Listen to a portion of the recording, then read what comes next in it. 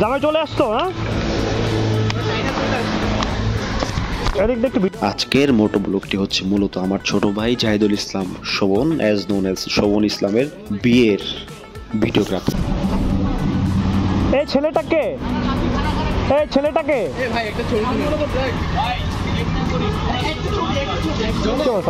মূলত 12 সেপ্টেম্বর 2025 তারিখে আমাদের প্ল্যান ছিল ঠিক দুপুর 1টার সময় সময় টিভির নিচ থেকে শোভনের শ্বশুরবাড়ি মুন্সিগঞ্জের উদ্দেশ্যে রওনা দেব।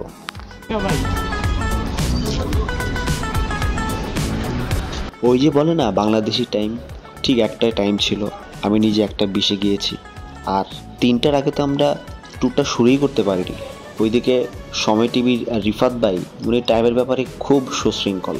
উনি যদি একটাই টাইম দেয়, উনি 3টার আগে কখনোই ওই ট্যুর শুরু করে না। আমার এবারের বেলায় ঠিক এটাই হয়েছিল। জামাই মানুষ, সে তো আরও মহা মডেল মানুষ, সে তো 4:15 আগে পৌঁছেইনি।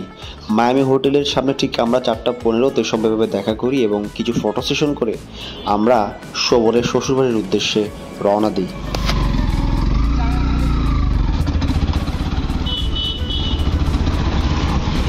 মূলত আমার ওই দিন আমার বাইকে তৃতীয়বারের মতো ইঞ্জিন অয়েল চেঞ্জ করার সময় হয়েছিল, কারণ 1556 থেকে 60 কিলোমিটার মতো আমি চালিয়েছি। ইঞ্জিন অয়েলটা সুন্দরভাবে দেওয়ার পর আমার বাইকের পারফরমেন্স এবং বাইকের যেই ইঞ্জিনের সাউন্ড যেন আরও পারফেক্ট হয়েছে। সত্যি বাইকের কাছ থেকে যদি কিছু ভালো পেতে চান, তাহলে বাইককে আপনার ভালো কিছু দিতে হয়।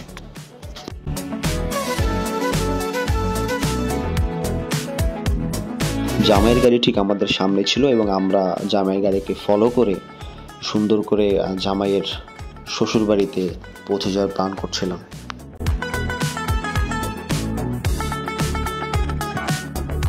সত্যি বাইক রাইড করে আর চারপাশে সুন্দর প্রকৃতি দেখতে খুবই অসাধারণ লাগে। আপনারা হয়তো আমার ভিডিওতে দেখতে পাচ্ছেন যে কত সুন্দর দেখাচ্ছে চারপাশ। আসলে খালি চোখে এর থেকে বেশি সুন্দর লাগে আমার বাংলা সৌন্দর্য।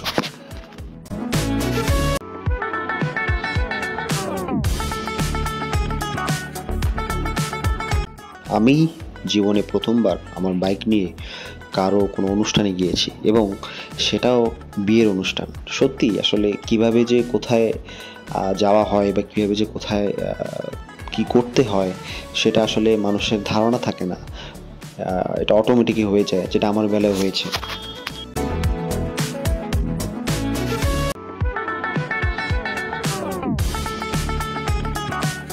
এটা বলার মূল কারণ হচ্ছে শোভনের বিয়েতে যে অ্যাটেন্ড করব, সেটা মনে হয় 2 সপ্তাহ আগেও কখনো প্ল্যান করা হয়নি। শোভন আমাকে এবং রিফাত ভাইকে ডিরেক্টলি দাওয়াত দিয়েছে। আমার শরীরটা একটু খারাপ ছিল, একটু না ভালোই খারাপ ছিল, ঠান্ডা প্লাস জ্বর ছিল। তারপর আমি যেহেতু শোভন আমাকে খুব ভালোবাসে, অ্যাজ এ ব্রাদার, আমি তো খুব ভালোবাসি ওকে, তার জন্য তার কথাটা আমি ফেলতে পারিনি। আর তাই আমি শরীর খারাপ হওয়ার পরেও আমার বাইক নিয়ে তাও চলে গিয়েছি শোভনের বিয়েটা অ্যাটেন্ড করতে।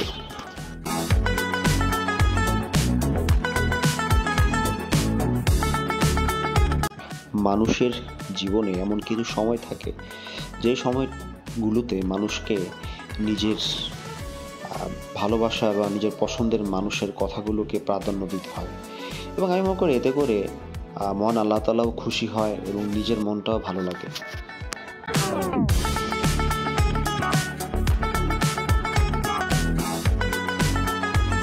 আমরা ঠিক এভাবে প্রায় 15 থেকে 16 মিনিট বাইক রাইড করে মায়ামি রেস্টুরেন্ট থেকে আমার শোভন ছোট ভাইয়ের শ্বশুরবাড়িতে, দেখা যাচ্ছে যে দেখতে পাচ্ছেন আপনারা ভিডিওতে, পৌঁছে গিয়েছি। জামাইয়ের গাড়ি ঠিক সামনে, আমি সবার পিছনে।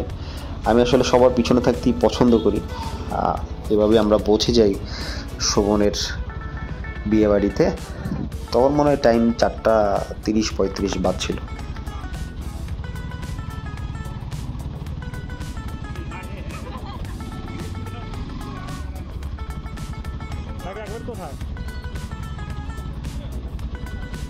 এভাবেই আমাদের ছোট ভাই শোভন ইসলাম বা নব্য জামাইকে সবাই ওয়েলকাম করে, সাথে আমাদেরকে ওয়েলকাম করে। আমরা ঠিক এভাবেই বিয়ের গেটের ভিতরে ঢুকে যাই।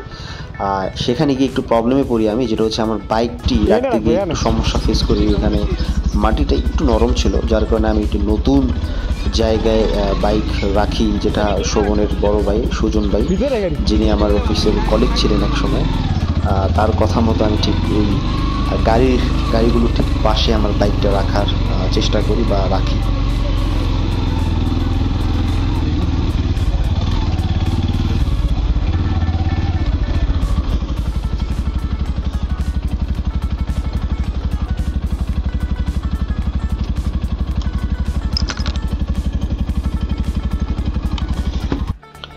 সেপ্টেম্বর 2025 তারিখের আসরের নামাজের ঠিক আগ মুহূর্তে ঠিক এভাবেই শোভন নতুন একটি সম্পর্কের বন্ধনে নিজেকে আবদ্ধ করে।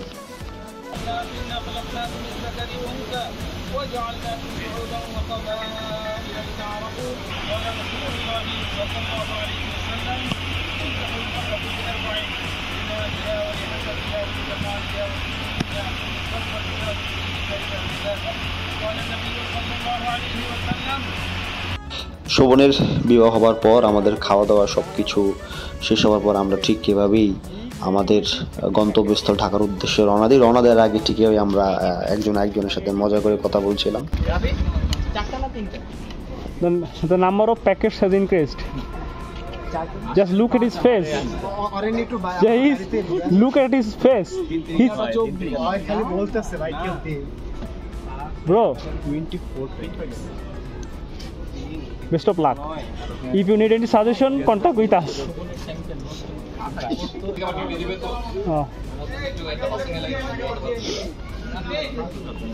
শোভন জানেন, হ্যাঁ ফোন টোন ধরেন, হ্যাঁ আমি ডিস্টার্ব করবো না, আবার ফোন টোন ধরেন।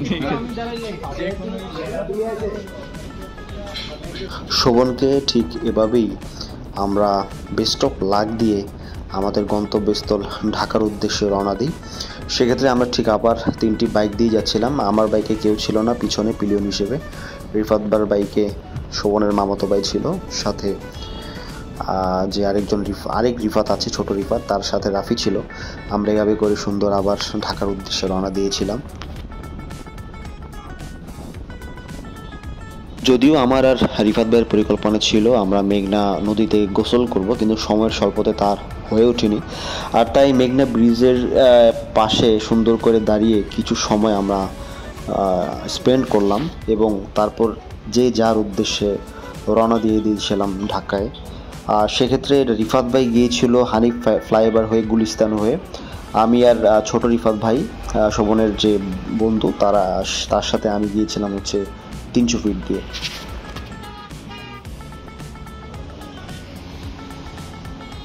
আপনাদের যদি আমার এই ভিডিওটি ভালো লাগে তাহলে ভিডিওতে লাইক করবেন, ভিডিওতে কমেন্ট করবেন, ভিডিওটি শেয়ার করবেন আপনার বন্ধুদের সাথে এবং আমার ইউটিউব চ্যানেল দ্য এনআরডিএস ইউনিভার্সকে সাবস্ক্রাইব করবেন, বেল বাটনে ক্লিক করবেন, সাথে আমার ফেসবুক যে পেজটি আছে দ্য এনআরডি, এটিতে ফলো করে সাথে থাকবেন। ধন্যবাদ সবাইকে।